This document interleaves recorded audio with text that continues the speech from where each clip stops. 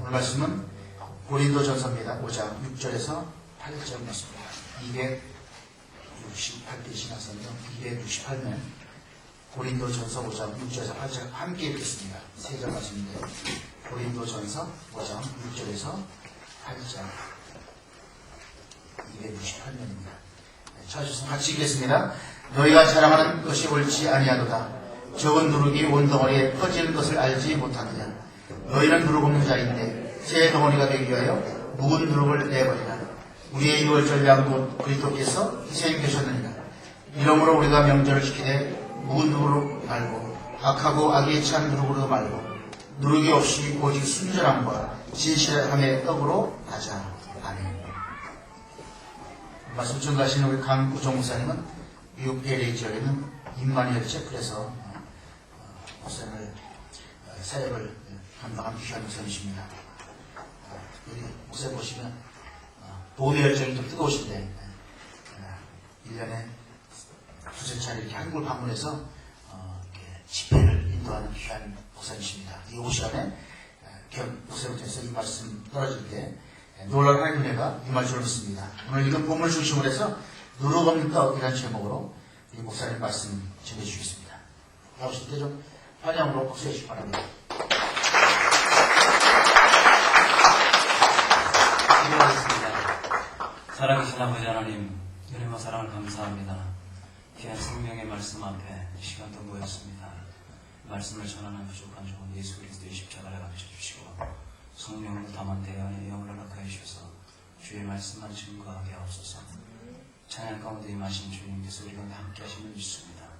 성령으로 임하신 주님께서 말씀을 전하는 중이나 듣는 모든 성도에게 은혜를 베풀어 주시옵소서. 증거하시고 조명하시고 깨닫게 해주실 때 우리 가운데 오직 거룩하신 주의 은혜로 살아갈 힘을 얻게 하옵소서. 예수님의 이름으로 기도 올리옵나이다. 아멘. 할렐루야. 네. 목사님 이렇게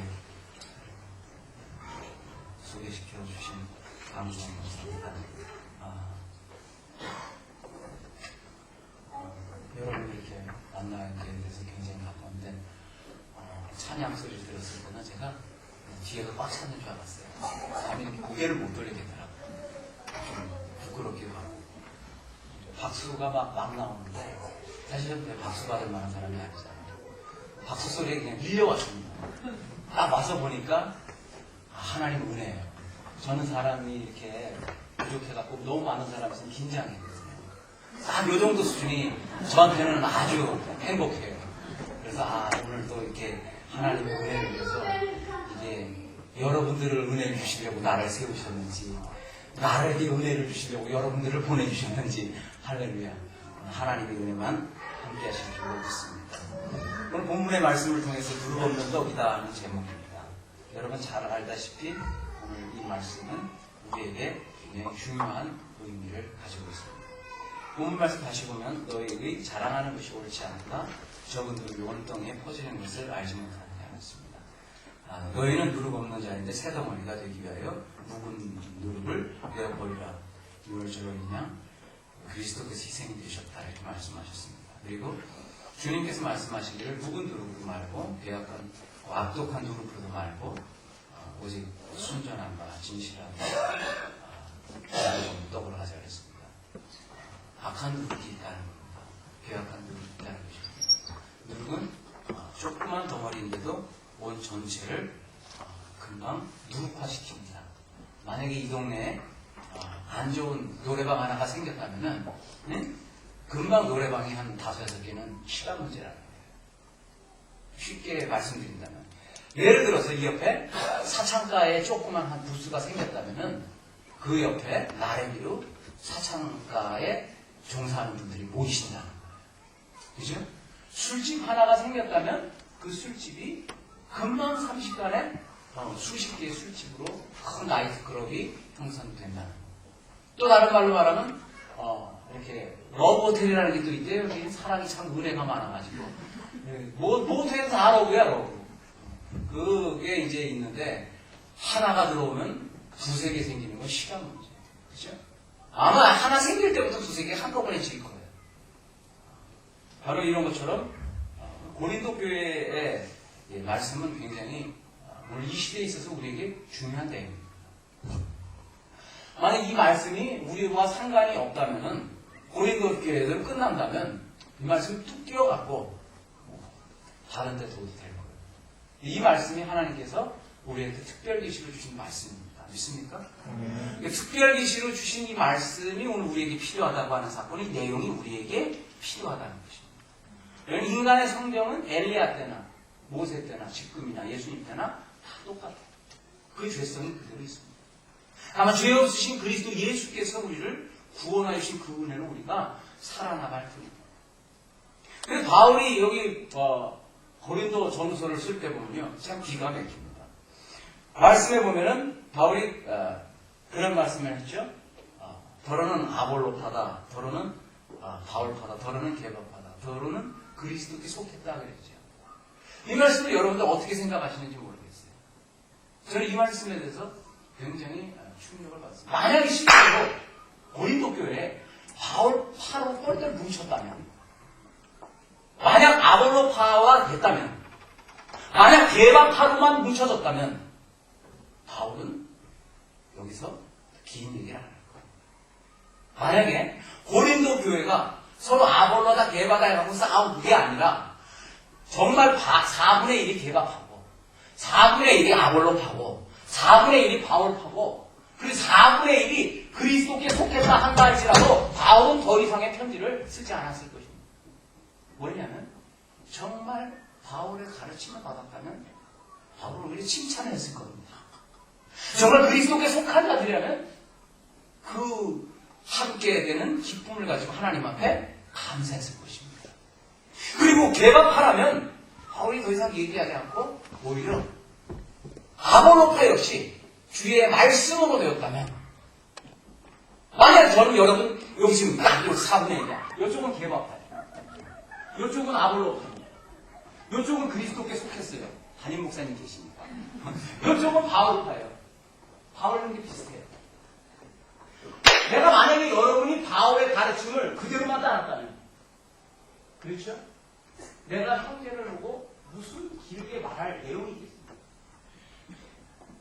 만약 이쪽에 계신 분들이 그리스도께 속한 진정 그리스도화 된 사람이라면 내가 이 형제들을 볼 때 주님 앞에 감사했어요. 이쪽은 무슨 파라 그랬죠? 네? 아볼로파. 아볼로파의 형제 자매들이 모였다면 내가 여러분들을 대할 때 오히려 기쁨으로 내가 형제 자매들이나 주님 앞에 감사한다 그랬겠죠. 게바파를 바라봤다면 게바와 같이 정말 게바의 가르침을 가지고 그리스도 예수로 거듭난 생활로 성령 충만한 은혜의 생활을 가졌다면 내가 자매를 볼 때 기뻐했을 것이에요. 그럼 바울은 고린도 전후서를 할 말이 너무나도 많았던 사람이었습니다. 다시 말해서 너희는 게바파, 너희는 그리스도께 속했다, 아볼로파라고 얘기했지만 너희는 자칭 아볼로파라고 얘기할 뿐이지 아무런 냄새가 나지 않는다. 그리스도께 속한 것 같지만 그리스도 향기가 없다고 하는 거예요. 바울파라고 얘기하면 바울이 지적할 만큼 바울의 흔적이 없다고 하는 거예요. 충분한 의미를 갖고 있어요. 여러분 이 고린도서는 여러분 잘 알다시피 바울의 3차 전도 중에 기록한 말 아닙니까? 에베소 머물 때 급히 이 지역에 편지를 띈 거예요. 뭘 할 말이 그리 많아서 전서로 끝나지 않고 후서까지, 그리고 지금은 드러나지 않았지만은 감춰졌는지 없어졌는지 모르겠지만 바울이 먼저 보낸 편지가 있어요.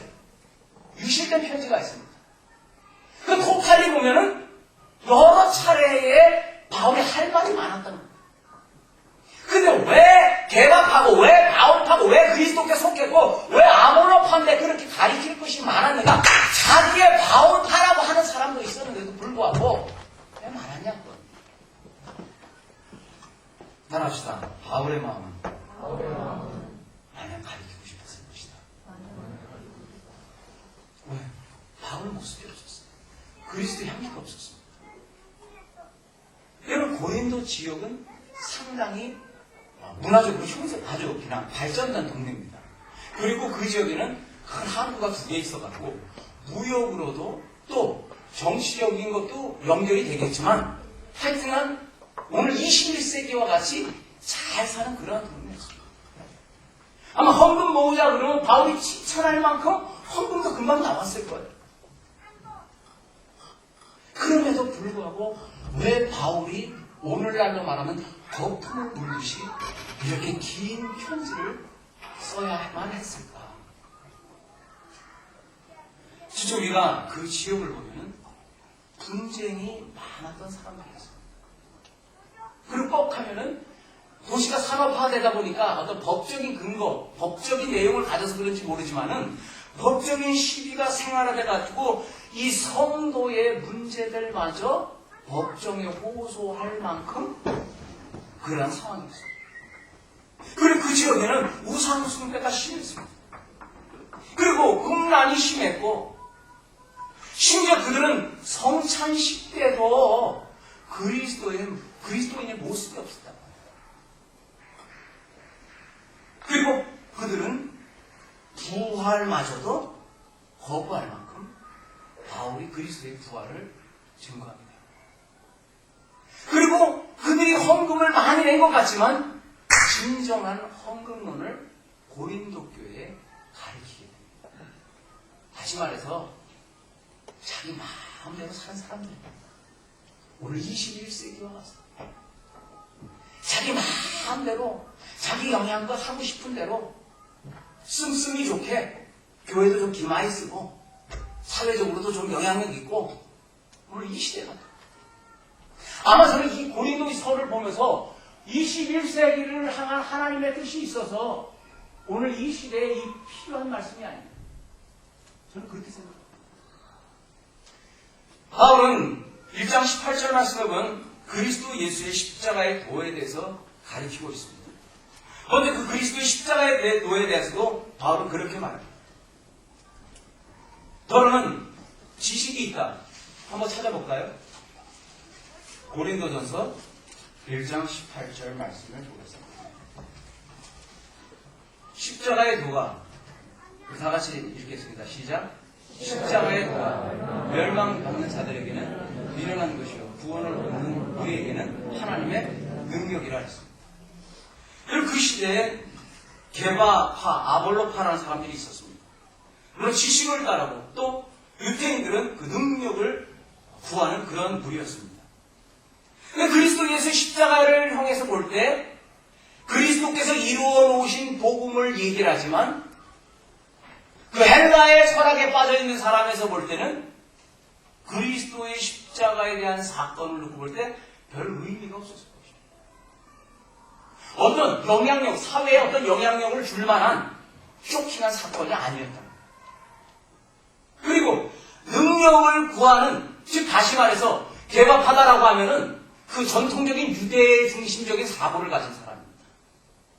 다시 말해서 메시아를 기다렸던 그 사람들의 상황 속에서 기사와 이적과 표적, 오병이어의 안진뱅이가 일어나고 소경이 눈을 뜨고 하는 그러한 쇼킹한 사건들을 접했던 그 사람들의 삶에서 볼 때는 예수님이 십자가 걷어내시고 한번 나와서 로마 병정을 호통을 친다든지 뭔가 어떤 강력한 이슈가 나올 것만 같았는데 돌아가시고 말았다.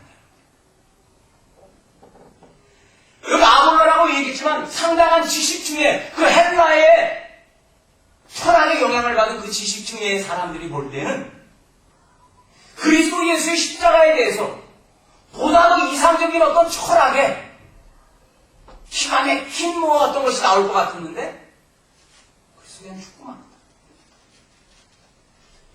바울은 거기에 대해서 헬라인은 지혜를 구하는 사람이라 했습니다.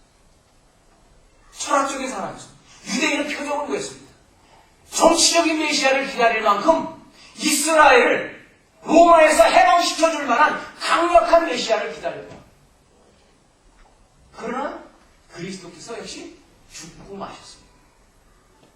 물론 우리가 믿는 것은 그리스도의 죽으심과 그리스도 예수의 부활을 동시에 믿는 사건입니다만 바울은 거기에 대해서 그렇게 말합니다. 바로 그들이 볼 때는 미련하고 지식이 없는 것 같지만 바울이 믿는 그리스도 예수의 은혜는 하나님의 능력인 것을 가리키고 있습니다. 오늘 우리는 이 시대에 많은 철학과 학문과 또 얼마나 많이 성장을 했습니다. 전도를 하려 치면 전도를 받는 사람이 상당히 역겨운 그런 대화로 몰고 나가집니다. 그리고 오늘날에 많은 또 어떤 신기한, 그죠? 종교의 어떤 신기한, 심오한, 신비주의적인 것으로 자꾸 이해하려고 합니다. 그러나 우리가 믿는 그리스도 예수는 이것도 저것도 아니지만 바로 하나님 은혜로 우리가 구원받는 데 있어서 전부가 되어지는 것입니다. 고린도 교회에 바울이 이 기록한 내용을 통해서 볼 때 고린도 교회는 아볼로파다, 바울파다, 게바파다, 그리스도에 속했다고 하지만 정작 그리스도인의 모습이 없었다고 합니다. 그러니까 바울이 고린도 전서 5장을 통해서 무엇을 말합니까? 바로 그들이 성적인 문제에 대한 것을 짚고 넘어가고 있습니다. 고린도 5장 1절 말씀에 보면 너희 중에 심지어 음행이 있다 함을 들으니 이런 음행은 이방인 중에도 없는 것이라 누가 아비의 아내를 취하였다가 하는구나 그랬습니다. 오늘 이 시대를 보면 바울 시대와 같이 너무 음행이 만연되어 있어요. 그죠? 심지어 이렇게 TV를 보면은 예쁜 옷을 입고 또 예쁜 사람들이 나와서 텔미도 하고 난 맨 처음에 헬미 그러는 줄 알았어요. 무슨 노래가 끔찍하게 할머니 그러지 무슨 헬미 그러나 했으니까 텔미 그러더라고요. 옷들을 보면 배꼽이 다 나와요. 어떻게 생각하십니까 여러분? 네? 내가 구차히 이 얘기를 안 하려고 그랬는데 점잖게 얘기해야 돼요. 젊은 애들이 그렇게 깜찍하게 하면 또 박수 치고 잘한다고 그러고 또 유명하다고 얘기들을 하는데 우리 그리스도인이라면 어떻게 생각해야 되겠어요? 배꼽이 나고 옷이 다 달라붙어서 벗어도 입어도 그 몸빼기 그냥 그대로 다 드러나 보이는 그 모습. 응? 원더걸스, 소녀시대 또 누구 얘기할까? 그냥 적나라하게 얘기할 수밖에 없을 만한 이러한 일들이 우리 주변에 있어요. 근데 우리는요, 영적인 문둥병에 걸린 사람처럼 그것을 보고 그리스도인이 아무 말을 지금 안 하고 있다는 거예요. 그리고 사랑하고, 우리 교회, 그러고, 할렐루야 하는데, 나는요, 지금 이 시대가 뭐 하는지 모르겠어요. 놀이문화가 발달돼갖고, 응? 그냥 예수 놀이하고, 교회 놀이하고, 그거 놀이하는 것 같아요. 그냥 제자 훈련한다고 하고 제자 놀이하고 있는 것 같아요. 그냥 교회 그러고 교회 놀이하고 있는 것 같아요. 복음 그러고 그냥 가스펠 게임하고 있는 것 같아요. 그리스도인이 영향력이라는 게 오늘 이 시간에 찾아볼 수가 있어요. 이 시대에 공격을 많이 받지만 이 시대에 대해서 한마디 말도 못하고 있다. TV는 그리스도인들이 많이 보고 있지 않습니까? 그리스도인들이 자기의 권리에 대해서 하나도 말 못하고 있다. 어떻게 생각하십니까?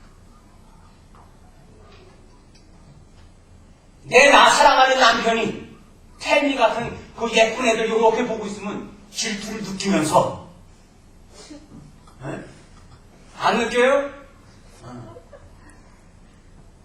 내 사랑하는 아내가 옛날에 나 같아도 괜찮았어. 근데 나는 요즘에 안 돼. 꽃미남이 아니래. 그래갖고 그 누구예요? 알렉스 같은 애가 나오면은 그냥 남편이 있는데도 옆에서 가슴이 툭툭툭툭 거리는 거예요.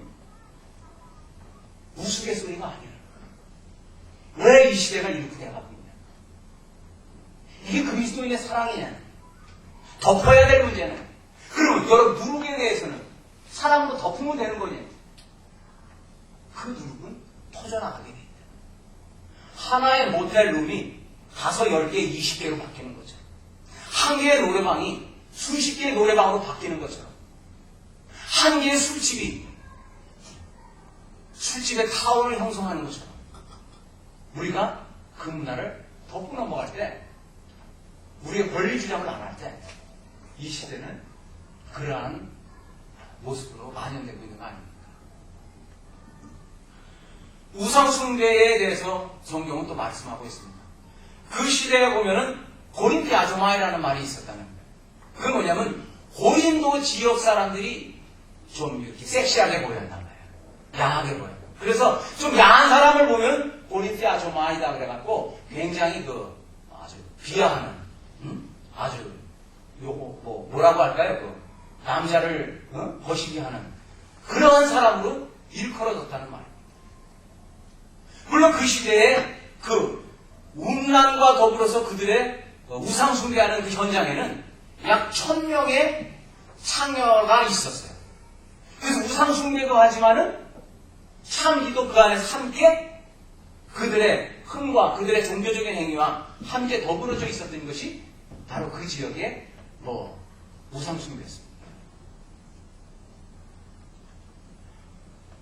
바울은 그 고린도 지역에 아볼로파가 있었다면, 진정의 바울파였었다면 이런 말을 왜 했겠냐? 그리고 오늘날에 이 말씀은 왜 우리에게 하나님께서 들려주시냐? 바로 이 시대가 고린도 교회 시대와 같이 음란한 시대로 되어져 있습니다. 그리고 이 시대가 여러분 얼마나 많은 우상숭배가 이루어지고 있는지 모릅니다. 저는 전도사 그랬어요. 전도사는 신학교 다니는 전도사만 전도사인 줄 알았어요. 오늘날에는 전도사라 그래서 전도사가 많더라고요. 어떤 때는 점치는 거 이렇게 연결되는 것도 전도사, 술집을 안내하는 사람도 전도사. 이러한 용어를 실제 사회에서 쓰고 있습니다.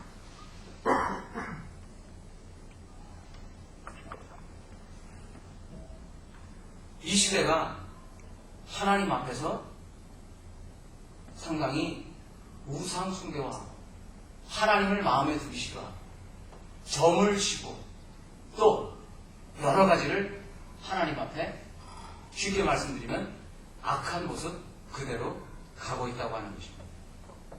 바울은 또 그들에게 성경을 통해서 은사에 대해서 가르치고 있습니다. 바울이 고린도 전서를 통해서 그들에게 사랑도 이야기하지만 은사 운동에 대해서 가르치고 있습니다. 방언에 대해서, 예언에 대해서, 통변에 대해서, 또 믿음과 여러 가지 신의와 은사에 대해서 가르치고 있습니다. 오늘 이 시대에 우리가 살아나갈 때 하나님의 은사 운동이 얼마나 이루어지는가, 또 우리도 그것도 한번 생각해 보아야 됩니다. 예를 들면 어떤 신학자가 그런 말을 했어요. 방언은 말이야 교회 덕이 안 되니까 교회에서 하지 말고 예언이 교회 덕이 된대. 그러면서 하는 말이 성경이 완성이 됐으니까 예언도 끝났다는 거예요. 성경만 나가자. 여러분 어떻게 생각하십니까? 나만 보고 있으면 어떻게 해요? 어떻게 생각하십니까? 찬양하십니까? 하나님의 은사를 따라 방언을 하는데 방언보다 교회 덕을 세우기 위해서 예언을 해라. 예언이 이제 끝났다. 하나님의 말씀이 완성이 됐으니까 말씀만 가야 된다. 범주상의 오류를 범합니다. 하나님의 방언도 그 다음에 교회에서 예언을 해야 되는데 예언도 끝났고 이제 성경 안으로 돌아오는데 성경이 말씀하시기를 방언과 예언에 대해서 말씀합니다. 그럼 바울이 방언을 자기가 더함으로 하나님 앞에 감사하다고 했어요. 그죠? 그리고 방언을 금하지 말라고 했습니다. 왜? 방언은 자기 영의 덕이 되는 거 아닙니까? 쉽게 오늘날로 말하면 자기 영빨 키우는 거 아닙니까? 영빨을 안 키우니까 이분 예수 사랑을 하는데 예수 사랑의 능력이 안 나타나요. 조금만 무슨 일이 있어도 금방 죄인의 모습 그대로 나타나요. 그러니까 오늘날의 교회가 많이, 몰라, 한국은 참 좋아요. 그런 게 없어요. 보면은 상당히 좋은 모습으로만 나가는 것 같지만 법적인 시비까지 나요. 하나님 예배당 안에 와서는 주님을 부르짖는데 저마다 자기의 원근각지에서는 자기의 삶의 급급한 모습으로 살아나요. 사도 바울은 방언에 대해서도 예언에 대해서도 그리고 사랑에 대해서도 가르치고 있습니다. 오늘 우리가 이 시대를 살아나가면 하나님의 전신갑주를 입는데 말씀의 전신갑주를 입는데 말씀에 순종한다면 전도도 해야 되고 말씀에 순종한다면 방언도 해야 되고 말씀에 순종해야 된다면 우리가 모두 말씀을 따라 가야 되는데 말씀을 이야기하면서 모든 걸 다 패하고 있는 그리고 그냥 무조건 사랑하는데 이 사랑의 힘을 가지고 이 시대에 대한 것마저 우리가 포기하고 있는 모습을 볼 때 이게 과연 기독교의 덕되는 모습입니다. 우리는 하나님 말씀으로 돌이켜서 우리의 빛과 소금의 직분을 감당해야 될 줄로 믿으시기 바랍니다. 그 시대에 덕종 왜? 힘이 없기 때문에 영역이 없기 때문에 주여 영역을 주시옵소서 주여 능력을 주시옵소서 그 영역을 받아야지 사랑도 할 수 있는 거 아닙니까? 네? 그 사랑 무슨 힘 가지고 하냐? 세상은 주님 때도 그랬지만 언약으로 난 자는 육으로 난 자한테 반드시 공격을 당하게 돼 있는데 하나님께서 우리에게 비장한 무기의 은사들을 주셨는데 은사들은 다 포기하고 사랑하는데 정말 그리스도의 사랑이라면 이 시대를 밝힐 만한 그 사랑의 힘인데 이거는 사랑이라고 하면서 그 사랑도 아니고 한마디 말도 못하고 네. 여러분 저는 복음주의에 굉장히 은혜를 많이 받은 사람입니다. 제가 약 20년 전에는 한국에 물론 그리스도 예수의 복음을 얘기했지만 상당히 율법적인 내용들이 많이 가미됐어요. 그러나 율법과 복음에 대해서 너무 힘들었어요. 그래서 저는 미국 가서 정말 교회하고 싶었습니다. 그래서 제가 말한 게 제2의 20세기의 퓨리탄이야. 나는 배를 거슬러 물론 비행기 타고 왔지만 LA에 가서 신앙의 자유를 찾아서 내가 하겠다 했어요. 근데 가만히 살면서 보니까 그 기독교 땅 미국이 우리보다 기독교 한창 앞선 그 복음주의자들 여러분 죄송합니다. 미국은요 장로교회 별 힘 없어요. 감리교회 교회 많지 않습니다. 뭐가 제일 많다고요? 신개교가 제일 많아요. 신개교가 제일 많은데 그리스도인은 많은데 교회 다닌다고는 하는데 그리스도인의 모습이 안 나타나. 마음이 안 나타나. 심지어는 인권을 얘기를 하면서도 호모에 대해서도 인정을 하고 넘어가는 하나님 없는 인권이 되고 있다는. 여러분 어떻게 생각하십니까? 물론 어떤 의사분을 얘기를 했다니까 그거는 말이야 종교적인 것으로 다룰 것이 아니고 그거는 심리적인 것도 있지만은 호르몬 작용에 의해서 호르몬 작용. 에? 그러면 호르몬 작용에 의해서 내가 여자와 정상적인 부부 관계를 갖지 않고 남자를 보고 호르몬 작용에 의해서 간다면 그거를 인정해줘야 됩니까? 에? 만약에 그걸 호르몬 작용에 의해서 인정이 돼야 된다면 내가 15살 때 호르몬이 왕성했을 때 여자친구 여러 명 건드려도 그건 괜찮은 겁니까?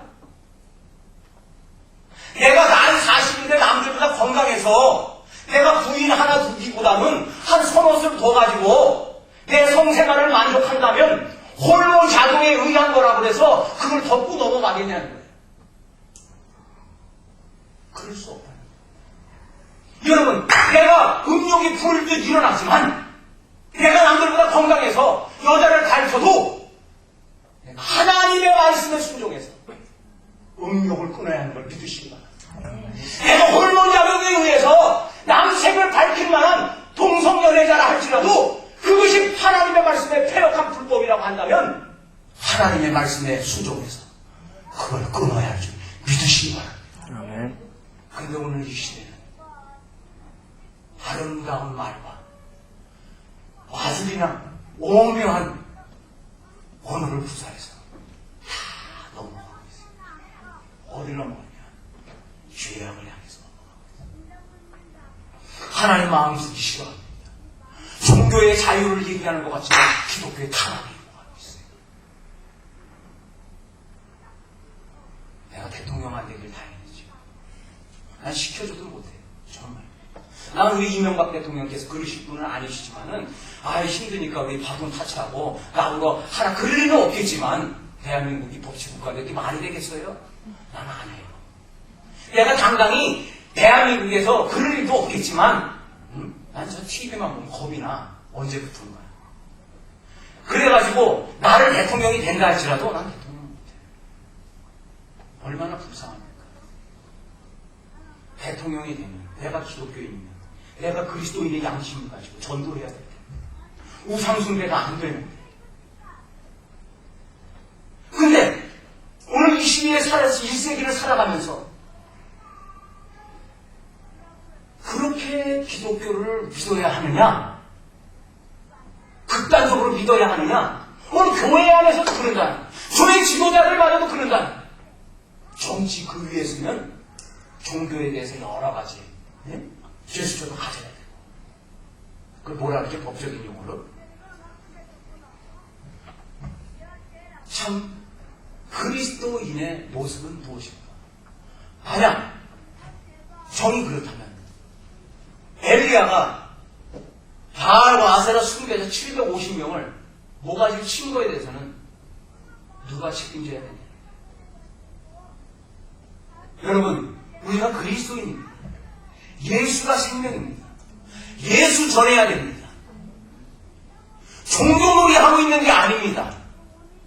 내가 불당파하고, 내가 저쪽파하고, 지금 내 나와가는 경기가 이게 아니라는 거예요. 이게 지옥 가는 거 아닙니까? 그래야 안 그래요? 저를 믿는 사람이 예수 안 믿는 사람 지옥 가는 거 아닙니까? 지옥 가는 거죠. 하나님 못이 낙한 거죠. 그럼 전도해야 되잖아요.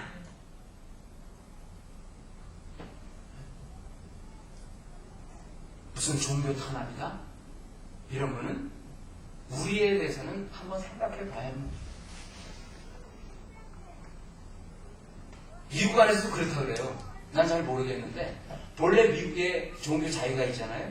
모법에 의하면은 그들의 종교 자유는 기독교냐, 그 다음에 퓨리타니안이냐, 아니면 캐톨릭이냐, 그리고 또 하나가 있어요. 루터파냐? 그 셋 중에 하나라는 거예요. 불교나 마음의 뜻 이런 거는 거기에 끼지도 못하고. 왜? 그 사람들이 종교의 자유를 따라서, 신앙의 자유를 따라서 메이플라워를 타고 바다 건너갔잖아요. 그래서 그 사람들은 종교의 자유가 뭐로부터예요? 로마 캐톨릭으로부터예요. 그래서 프랑스의 모험가들이 미국 북쪽으로 통해서 들어올 때 그 사람들이 같이 섞여 살면서 종교의 자유화라는 것에 대해서 정책을 가질 때 그들은 다른 종교를 얘기한 게 아니에요. 우리는 신앙의 자유를 따라 왔는데 우리가 과연 캐톨릭과 같이 살아야 되느냐 하는 문제에서 캐톨릭과 그 다음에 루터란과 그 다음에 퓨리타니안 셋이 그 안에서의 종교의 자유를 얘기합니다. 근데 오늘날에 보면은 대법원에 있는 그 10계명도 뜯어내잖아요. 미국도 지금 말할 수 없다. 내일을 알 수 없다. 한국도 그렇지만 전 세계적으로 하나님이 사랑하시는 거는 그리스도인을, 예수 믿는 자를 구원하시지만 이제는 기독교 나라가, 무슨 나라가 이제 그런 모습이 아닙니다. 이런 맥락에 있어서 우리의 삶은 어떠한 삶을 가져야 되겠냐. 다시 말씀드립니다만 사도 바울은 고린도전서를 통해서 그들에게 편지를 띄울 때 정말 처음에는 아볼로파, 바울파, 게바파, 그리스도께 속한 사람 이 사파자를 벌이는 것 같지만 결국 그들은 교회 안에서 마치 어떤 물질을 많이 내고 어떤 권력과 힘을 가지고 교회 안에서 기득권을 가지고 제 마음대로 살았다. 거기에 대해서 바울은 그들의 신앙이 잘못된 것을 가리키고 있습니다. 여러분, 오늘날에도 교회 안에 지금 이 아담한 교회는 모르겠어요. 수천 명 되는 교회들 가면 기득권이 있다는 거예요.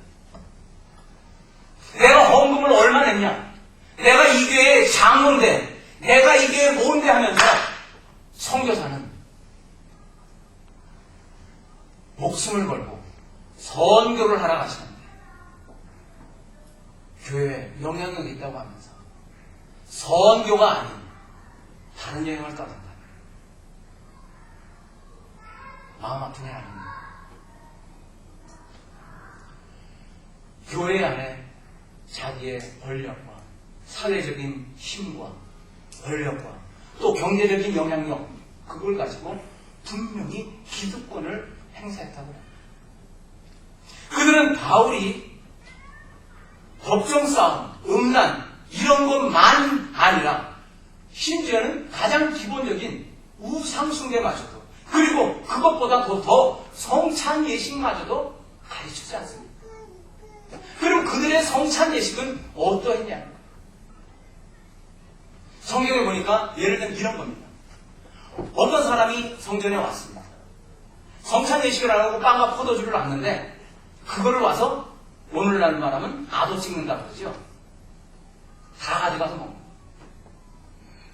다른 팀이 와가지고 남아 있었겠어요? 없었겠어요? 없었어요. 한쪽 사람은 굶고 있는 거예요.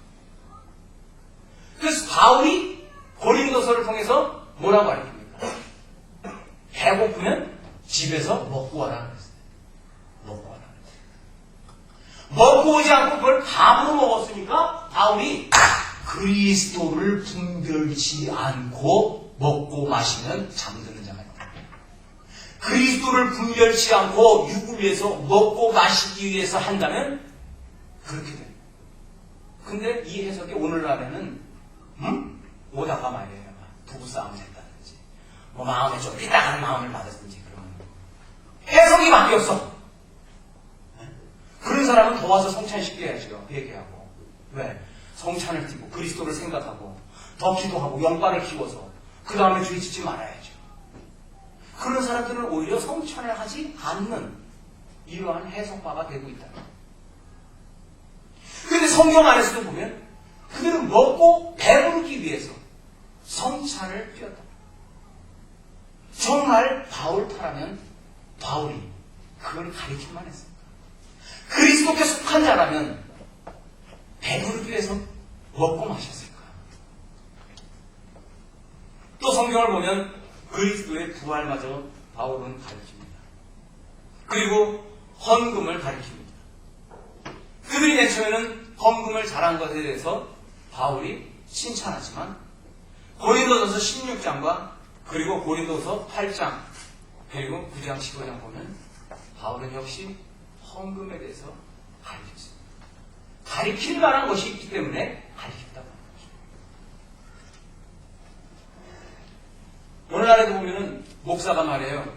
헌금을 가리키고 11조를 가리키면 목사 주일날에 그런 거 하면 안 되는 걸로 얘기합니다. 이거 뭐 잘못된 얘기 아닙니까? 형제님 어떻게 생각하십니까? 목사가 11조를 가리키는 게 잘못됐습니까? 아니면 잘한 겁니까? 다른 분, 예? 형제님 어떻게 생각하세요? 목사 11조 얘기하면 안 돼요?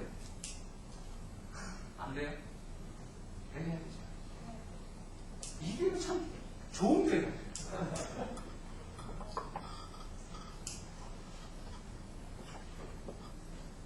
우리의 모세와 같은 자, 바울과 같은 자가 오기를 원합니다. 근데 바울과 같이 맹렬하게 주의 말씀을 외치면 사람이 없는 자다. 난 그래서 그 사람 뭔지 모르겠어요. 하여튼 사랑은 성경에도 써여 있고, 사랑은 원더걸스도 얘기하고, 사랑은 누가 아름답다고 했냐 그러지, 용필이 형도 얘기했고, 조용필 씨. 네? 근데 우리 기독교인의 사랑은 어디 있냐? 바울은 헌금에 대해서 낱낱이, 부활에 대해서 낱낱이, 성찬식에 대해서 낱낱이, 그리고 은사와 음란, 우상숭배와 법적인 싸움, 이런 것들을 고린도서를 통해서 가르치고 있습니다. 오늘 본문은 간단한 내용입니다. 사실 바울은 아볼로파, 바울파, 게바파, 그리스도께 속한 자라고 얘기했지만 바울 냄새도 안 나고 그리스도 냄새도 안 나고, 오늘 이 시대가 바로 그러한 모습이라고 합니다. 하나님 앞에 경배와 찬양 드릴 때도 마치 하나님 앞에 헌금할 때와 충성할 때, 봉사할 때도 마치 오늘 이 시대가 하나님 앞에 드려야 하는 예배와 또 시대적인 빛의 소금의 집회에 사명이 있습니다. 그는 여러분들이 해야 할 일입니다. 오늘 본문을 통해서 우리가 우리 신앙을 가질 때 정말 내게 빛으로 계속한 자인가? 내가 한상영 목사님 같가? 정말 그렇다면 내가 침례파인가? 그럼 침례파라면, 내가 한 목사님 파라면, 내가 빛으로 교회 파라면 내 안에 무엇이 나타나야겠는가? 그리스도의 향기와 그리스도의 냄새가 나야 됩니다. 성령의 열매가 나야 된다고 하는 것입니다. 다시 말씀드리면 바울은 이 편지를 통해서 이야기를 하지만 가르칠 것이 많은 것이었습니다. 오늘 우리가 정말 그리스도인이라고 하고 가르칠 것이 많은 사람이라고 한다면 우리가 근본적으로 변화받아야 됩니다. 우리가 하나님 말씀으로 돌아와야 합니다. 그리고 그 안에서 사랑을 얘기합니다. 그 안에서 전도를 얘기합니다. 그 안에서 아름다운 교제가 이루어져야지 정말 아름다운 주님이 기뻐하시는 교회가 됩니다. 그러기 위해서 우리의 노력들을 내려놓아야 합니다. 사회적으로 배웠던, 세상에서 가졌던 나의 철학, 이론, 나의 습관, 나의 권세, 모든 걸 내려놓고 그리스도인으로 살아가야 됩니다. 주님이 그러한 사람을 찾습니다. 이 시대는 너무나도 혼탁한 시대가 되고 말았습니다. 정치적인, 경제적인, 그리고 기타 지금 보면은 기상도 그렇죠. 음식도 그렇습니다. 너무나 지금 이 시대는 걷잡을 수 없는, 여러분 제가 9월 23일 날 비행기 타고 여기 왔습니다. 그때만 해도 미국의 경제가 그렇게까지 문제, 정치적인 얘기만 나왔는데 뭔지 지금 2주 만에 그 경제적인 영향이 유럽과 지금 아시아를 엄습하고 있습니다. 그래서 마지막 때에 어떤 한 사건이 터지면 세계가 동시에 우리가 상상치 못한 그러한 모습으로 쉽게 빠져들 수 있다는 거예요. 그때 우리는 어떠한 모습으로 살아나가야 할까? 미국에서 많은 그리스도인들 봤습니다. 다는 아니지만 기독교 국가라고 하지만 그들은 음란 기혼입니다. 쉽게 바람피는 거 음란 아닙니까? 동성연애? 다 자기들은 게이 프라이빗입니다. 게이 프라이빗 그러고 넘어갔지만 결국 그 지금 전체적인 사회를 보면 어둡다고 하는 거예요. 오늘 우리 한국교회가 앞으로 그런 교회가 될까 봐서 참 걱정스럽습니다. 나라 전체가 그렇게 될까 봐서 걱정스러운데, 여러분 사실 보면 너무 그 모습들이 제가 구석구석 다니면서 보면은 너무 많이 이 사회가 그렇게 되어져 가고 있거든요. 여러분마저라도 말씀 앞에 바로 서시기를 주님의 이름으로 부탁을 드립니다. 아멘. 그래서 주님 오실 때 정말 잘했다 칭찬받는 사람은 어떤 사람이겠습니까? 주님 말씀 안에 거하는 자입니다. 우리가 그리스도 예수를 구원받았습니다. 율법에서 자유감을 얻었습니다. 그럼 우리의 삶의 기준은 율법주의는 아니지만 하나님 양심 안에 있는 자 아닙니까? 그럼 율법은 뭡니까? 율법은 하나님 양심 아닙니까? 우리가 율법으로 구원받는 게 아닙니다. 그리스도 예수로 구원받았습니다. 그렇다고 해서 율법 없는 자 된다 해서 우리가 십계명의 하나님 섬기는 걸 패야 되겠습니까? 아니죠. 우리의 삶이 어떻게 보면 율법주의적인 것으로 보일 수 있지만 우리는 율법주의로 구원받는 것이 아니라, 율법으로 구원받는 것이 아니라 그리스도 예수로 말미암아 구원받았기 때문에 우리가 구원받은 양심을 가지고 하나님의 선한 양심을 따라 살아간다면 다른 사람 보기에 우리가 율법적이라고 말할 수 있을지 모르지만 그리스도 예수 안에서 우리의 삶은 이 시대의 빛이 될 것입니다. 이 시대의 소금이 될 것입니다. 그래서 썩어져가는 이 세대를 향해서 그리스도인들도 한마디 좀 해야 되지 않습니까? 뭐 지난번에 텔레비 보니까 어느 스님이 그런 말씀하시더라고요. 촛불 시위하면서 종교 탄압이다 이런 얘기를 하지만 사실 우리도 이 시대에 대해서 한마디 해야 되는 거예요. 그냥 우리끼리만 얘기하지 말고. 그래서 정말 빛으로 소금으로 이 시대를, 이 세대를 빛내는 하나님의 선한 청지기가 되시기를 주님의 이름으로 부탁을 드립니다. 기도하겠습니다.